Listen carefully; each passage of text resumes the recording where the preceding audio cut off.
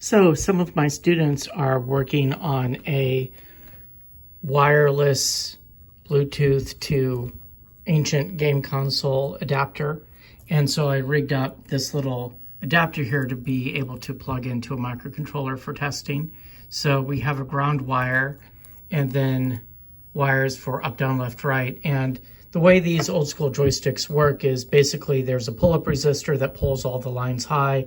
And then when you press a button or move a joystick or whatever, it pulls the line low.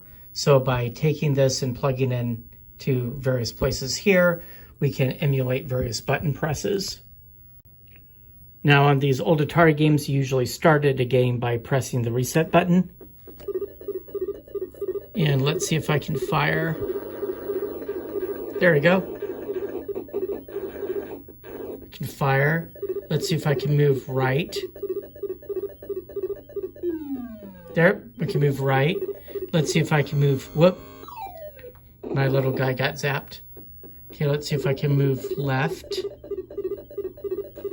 There we go, we can move left. What about up?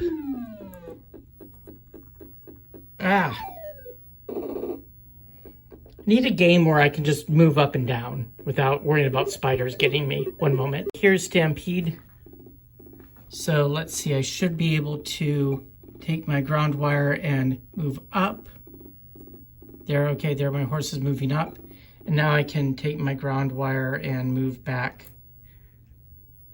Wait, why did it stop?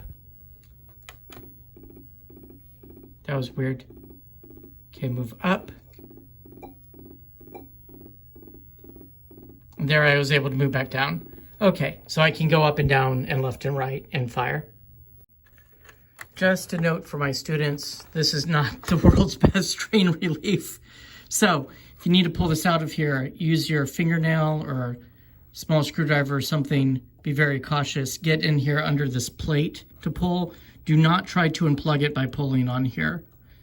We would have to do something a lot less janky in order to make that safe without pulling the wires out. So unplug it by prying it from the edges here. All right. And I've got this great collection of games.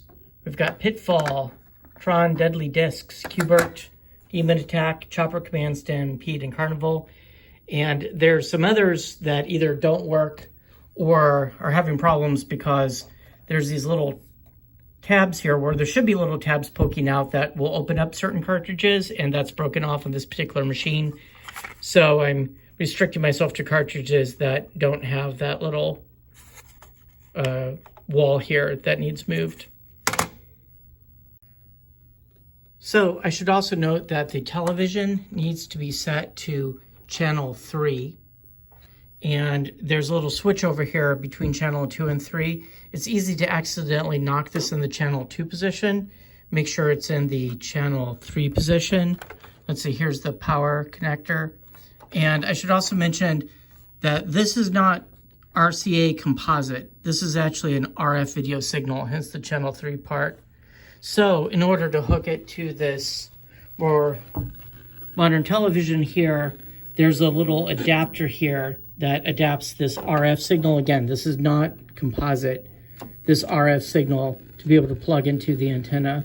So this little adapter here is very important. Don't lose that.